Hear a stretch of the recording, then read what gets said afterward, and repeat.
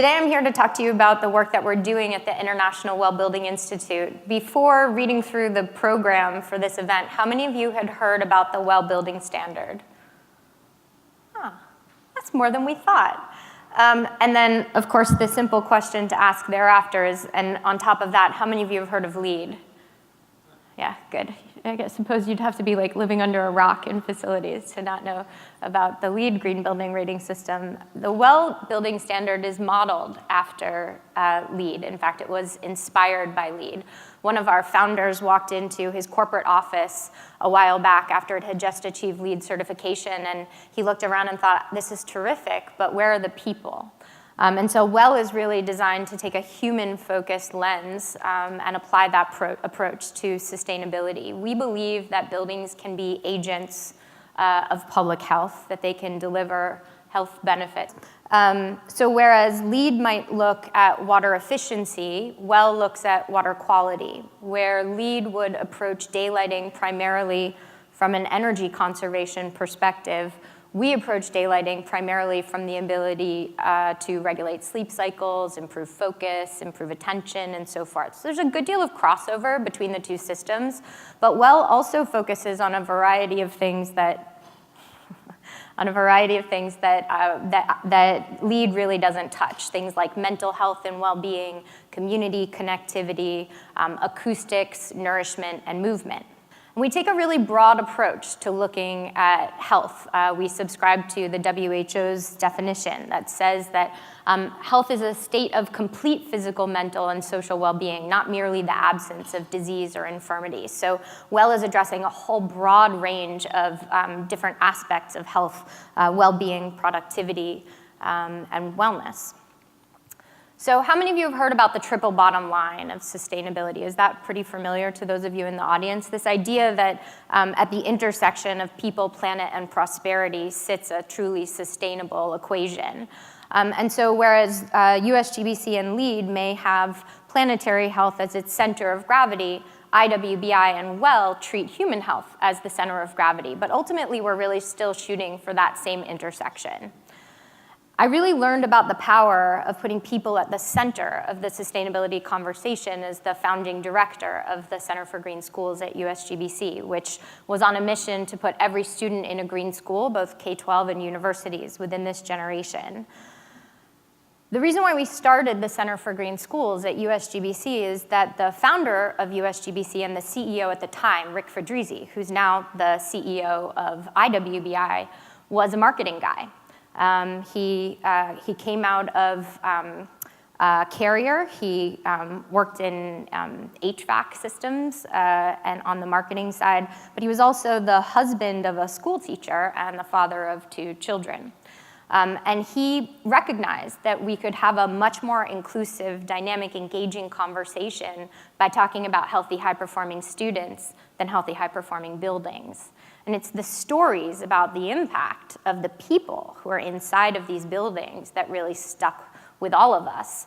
This image of Tarkington Elementary and Chicago Public Schools always reminds me of the story of Christian Torres, who was being interviewed by a reporter. He was on the green team. He gave tours of the new green school.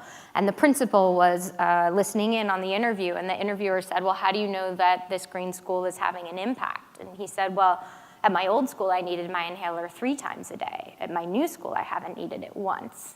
And so that storytelling, that opportunity to really make the movement personal, to really tap into a universal desire that we all have to be healthy, to take care of our families, to have organizations and businesses and communities that are thriving. This is what we got from a human-focused lens. And that's really why we think of ourselves at IWBI as leading a second wave of sustainability. So rather than trying to offer you something that's new and completely different, we think that we're building upon and propelling forward the movement of green buildings and sustainability. And we think that we can do something pretty tremendous. In fact, some of the things that I think that the sustainability and green building movements have struggled to do, like shift consumer demand and awareness, like truly find a scalable solution for existing buildings through the lens that we've developed with WELL.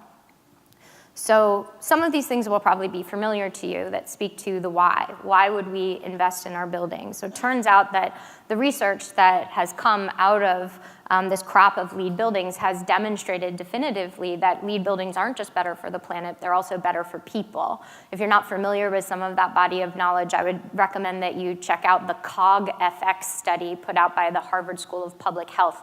They're in their 3rd phase right now, and their findings are really tremendous. And what they found is that these green buildings where people are working, where they're living, are having a pretty tremendous impact on them as humans and not just reducing GHG emissions.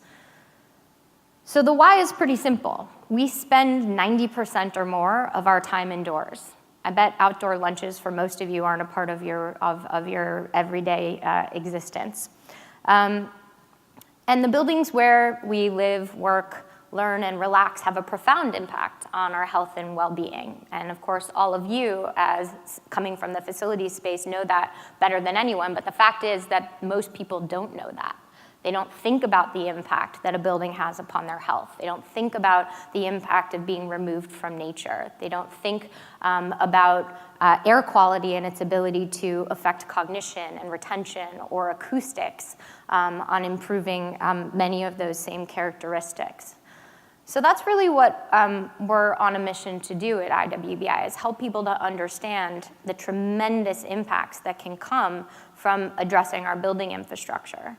So we have 3 core products. The WELL Building Standard, the original, was only launched in 2014. We're really the new kids on the block here. In 2017, we launched the WELL Community Standard to address the places and the spaces between the buildings. And then we launched our new version of WELL, WELL version 2, on May 31st of 2018. And increasingly, that's the more popular version of the standard and the one I'll tell you a little bit more about today. In the opening session today, one of the key challenges that was discussed in higher education facilities is having a seat at the table. And historically, I think most of us have thought about that seat at the table as tapping into that 10% energy plus rent and operations. That's the way that I can impact campus. That's where my money saving opportunities are. That's where the budget is going to be. And then to some extent, tapping into the salary and the benefits. But with WELL, we understand that a building can actually address 100% of that ROI. So a typical business will spend 10%-ish on their operations, on their facilities. The other 90% is in the people. It's in the salary and in the benefits. And so the WELL Building Standard really focuses on the different opportunities that a facility has to drive improvements in the workforce, to improve productivity, to reduce sick days, to increase recruitment, to improve retention. And we take a holistic approach to design. In fact, in the 2nd version of the WELL Building Standard, WELL version 2, there's a much more even balance if you look at the different point earning opportunities between that which the building can do and that which the organization can do. So we're not just looking at the facilities, we're looking at the programs, the policies, the amenities, the things that are going and working alongside of those buildings. One of the ways in which we're different than LEED, at least in the new version of WELL, is that we give project teams the ability to build their own scorecards. I like to call it a choose your own adventure. There are a small number of preconditions, or what LEED would refer to as prerequisites. And after that, you're free to choose a 100-point scorecard built based on what matters the most for your organization, what matters the most on campus.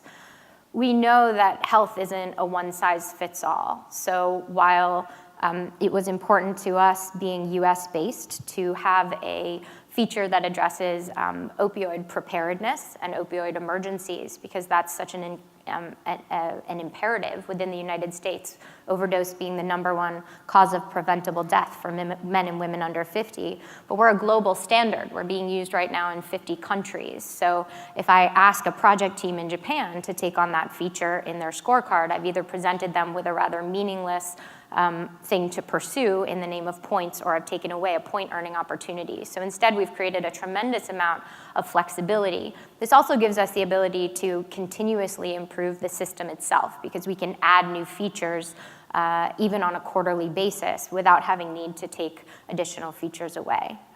The process looks really similar to LEED. You register You go through a third-party documentation process, and in fact, our project reviews are done by GBCI, the same organization that reviews for LEED. You go through a pretty intensive verification process, including what we call performance verification. You actually have to pass the test to achieve your certification. So you have to show up on the day of the final exam and demonstrate that you have great quality air, drinkable water, high-performing acoustics, excellent quality light. It's a performance-driven system. You earn certification, and every 3 years you recertify. So performance testing is one of those things that sets us apart. There's been a lot of criticism over the years that LEED was about design intentions as opposed to the true performance of a building, and WELL has addressed that directly. There was mention in one of the earlier sessions this morning around the prevalence and the rapid development of sensors. Now we have the ability to actually come in real time and measure for a lot of these aspects of environmental health and well-being, and that's exactly what we do. We have third-party performance testing agents who show up in your space after you've gone through your documentation and had that reviewed, and they actually measure to make sure that you're in compliance with various aspects of WELL.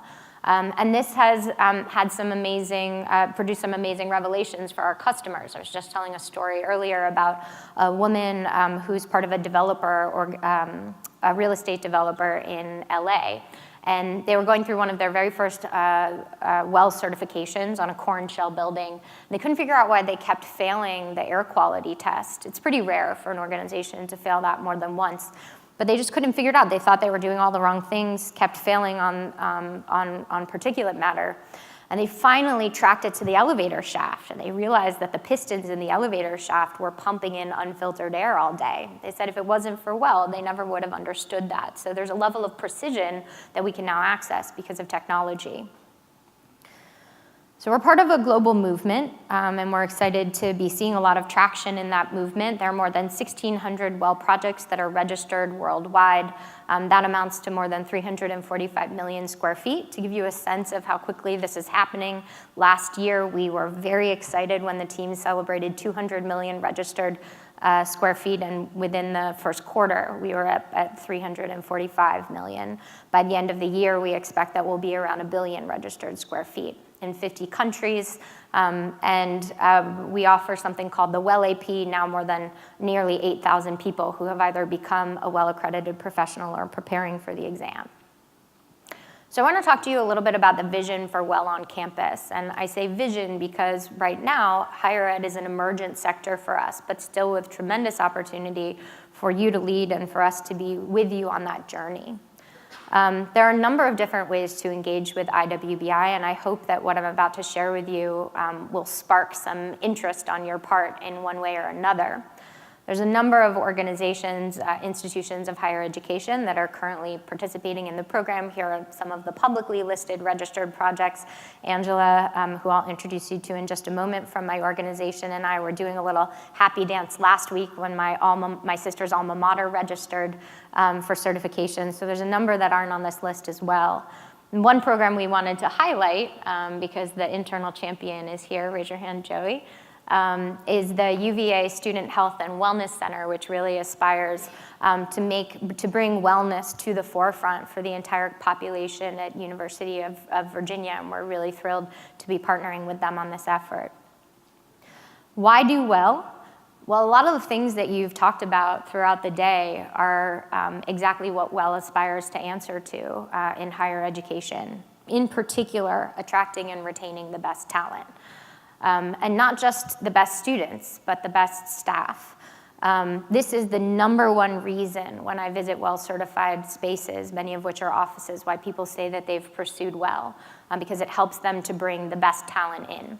This new generation in the workforce, Gen Y and Gen Z now increasingly as well, has different expectations for what constitutes a good job. They want more than a high-paying salary and good benefits. They all want to work at Google. They all want to work at Facebook. They want massage chairs and unlimited food and all kinds of climbing walls and scooters. But I think WELL takes that aspiration and puts it through a meaningful framework, one that really targets direct outcomes to the business and direct outcomes to the organization. maximizing performance and productivity, building brand equity, transforming campus culture. All of these things are outcomes that WELL provides a pretty powerful framework for. So we've taken a stab at thinking about this through the lens of different decision makers on campus. One of the most exciting things about WELL is just how many stakeholders from the campus it brings together. And in fact, I would argue that you have to have that integrative approach to really be successful on a WELL project.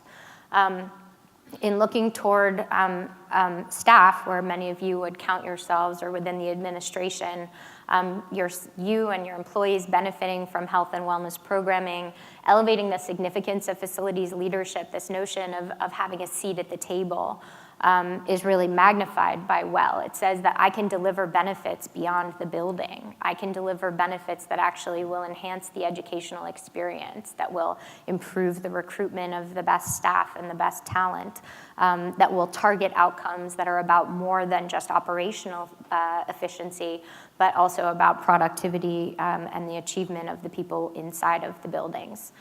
We think that there's a pretty tremendous opportunity here for students and for researchers as well, all of these things coming together, and I'll talk about that in just a moment. So the most linear way for you to think about incorporating WELL into your campus efforts is through certification. Basically, just about any facility on your campus could be certified. And we now have a program in place which we think is going to be a great fit for higher education called WELL Portfolio. And WELL Portfolio will allow you to take a campus-wide approach to applying the WELL Building Standard. It won't limit in any way the way that you make progress. Once a year or twice a year, you document your achievements, whether it's on a subset of buildings on campus, whether it's across the entire campus, whether you're looking at one program or policy that's stretched across and applied to all of the buildings, or honing in on a couple of new capital improvement projects, for instance, that are achieving WELL certification. This is an option to reward you with an annual portfolio score, as well as the ability to certify your individual buildings.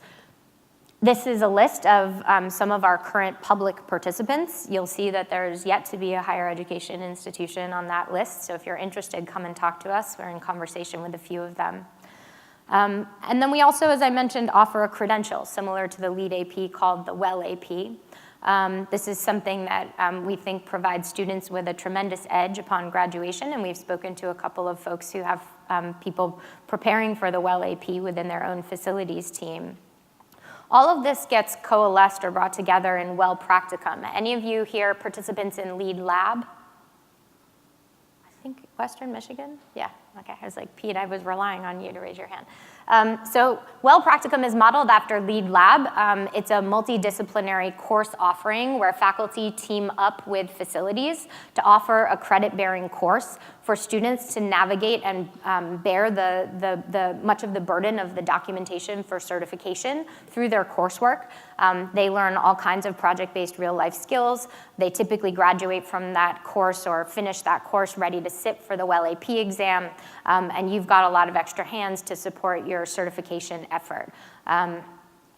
If you're interested in learning about any of these things and how they all come together, then I want to introduce you to my colleague, Angela Spangler. Angela leads our education sector efforts, and she's going to be here for the remainder of the event to connect with all of you and learn about where your interests are and how WELL might be able to support you. I'm going to be dashing off almost as soon as this is over. My sister is in labor, and I'm checking my texts every 5 seconds because I'm going to be an aunt today, I hope, maybe tomorrow. But I do hope that you'll consider this. I think even just sitting down and taking a look at the WELL scorecard at wellcertified.com, you'll see that already this is going to bring to bear a lot of the initiatives and the programs that you're already advancing within your own institution, many of which are not housed within the facilities department, but give you a tremendous opportunity to get integrated into those conversations. I loved what the woman from Wellesley was saying earlier this morning about how she took control of the narrative by becoming the host and the organizer of the meetings. And I think that's what you have an opportunity to do with the WELL Building Standard, is bring people from so many different parts of the organization in to see that facilities and the academic experience have always been intertwined. They have always had an impact on learning outcomes. And now more than ever, we're in a position to be able to really demonstrate that. So thank you so much for listening, and we look forward to seeing some of you on the other side.